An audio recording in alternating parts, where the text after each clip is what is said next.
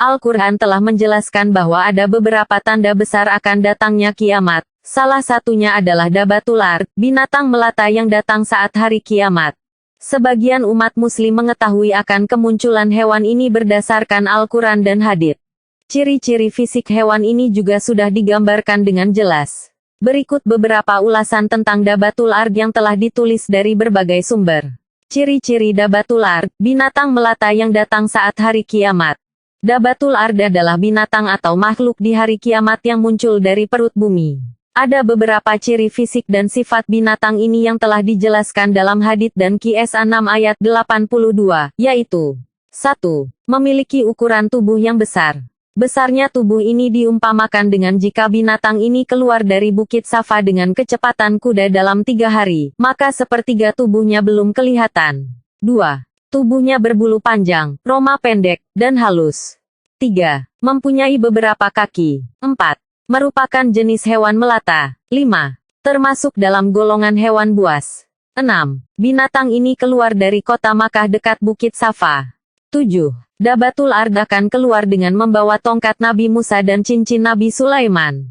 8. Dapat berbicara kepada manusia dengan fasih dan jelas. 9. Dabatul Ard akan muncul setelah Ya'juj Ma'juj mati.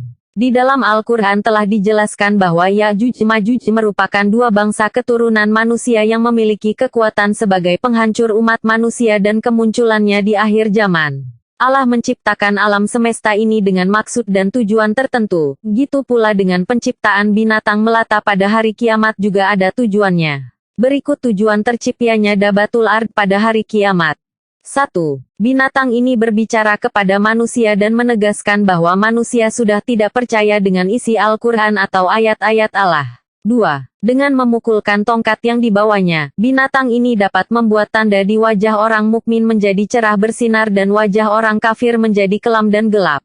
3. Dabatul Ard akan menjerit di sekitar makam Nabi Ibrahim dan Hajar Aswad dengan menebarkan tanah di atas kepalanya. Binatang ini akan menghadap ke timur dan menjerit lalu menghadap ke arah barat dan menjerit lagi. 4. Suara jeritan Dabatul Ard dapat menakuti orang kafir sehingga setelah mendengar jeritannya mereka akan panik dan lari.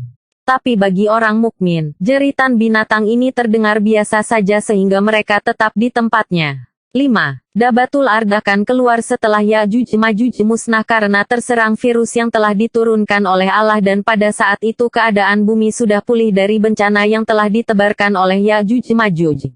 Ada beberapa hikmah dan pelajaran yang dapat diambil dari masalah munculnya binatang di hari kiamat bisa bicara Dabatul Ard ini. Di antaranya adalah 1. Sebagai umat muslim harus meyakini dengan adanya hal goib.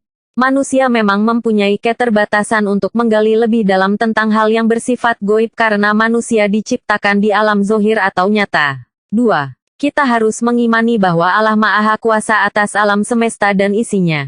Allah telah berkehendak atas penciptaan alam dan penghancurannya kelak. 3. Kita harus mempersiapkan diri untuk menghadapi hari akhir yang pelaksanaannya sudah ditetapkan oleh Allah. Persiapan itu dapat kita mulai dengan senantiasa melaksanakan sholat wajib 5 waktu. 4. Hari kiamat pasti akan datang dan terlebih dahulu Allah telah memperlihatkan tanda-tanda kiamat. Itulah beberapa informasi Dabatul Ard, binatang melata yang datang saat hari kiamat. Semoga kita dapat mengambil hikmah darinya. Bukti ilmiah, bulan terbelah, dari manuskrip kuno, Raja India, dan ilmuwan NASA. Minggu, tanggal 2 April tahun 2017 pukul 18.17 waktu Indonesia Barat. Terdapat banyak mukjizat-mukjizat yang diingkari oleh kaum musyrik disebabkan kedengkian mereka terhadap Islam. Di antaranya adalah mukjizat peristiwa terbelahnya bulan yang disebutkan dalam Al-Quran di zaman Rasulullah Sallallahu Alaihi Wasallam atau 14 abad yang lalu.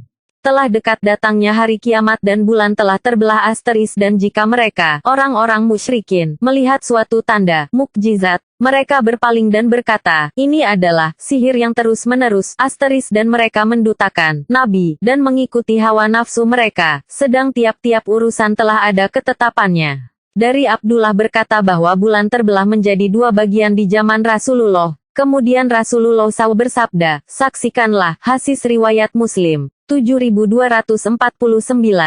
Dalam riwayat lain dijelaskan bahwa ketika kaum kafir Makkah meminta Rasulullah untuk memperlihatkan tanda-tanda kebesaran Allah serta menguji kebenaran risalah baginda Rasulullah dengan memintanya membelah bulan, maka Allah Subhanahu wa Ta'ala mengabulkan doa beliau hingga pada malam hari tampaklah bulan terbelah menjadi dua bagian, di mana bagian lainnya berada di sisi Gunung Safa dan bagian lainnya di sisi Gunung Kaikaan dan terlihat di antaranya Bukit Hira.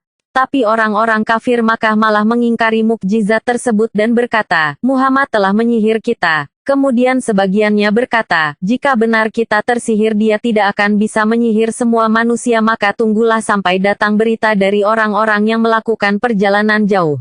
Ketika para musafir tiba, mereka pun mengatakan bahwa mereka menyaksikan hal yang serupa. Tapi kaum kafir Makkah tetap mengingkari mukjizat tersebut dan berkata, ini adalah sihir yang terus-menerus. Beranjak dari berbagai riwayat yang serupa, kita dapat menyimpulkan bahwa kejadian itu tidak hanya disaksikan oleh kaum kafir Makkah saja tapi manusia yang berada di tempat selain Makkah pun pada waktu itu dapat menyaksikan peristiwa itu seperti yang dilakukan oleh Abu Jahal bahwa dia pernah menunggu para pedagang yang berdatangan dari berbagai negeri jauh, seperti Syam, untuk menanyakan peristiwa tersebut, maka mereka juga menyaksikan hal tersebut.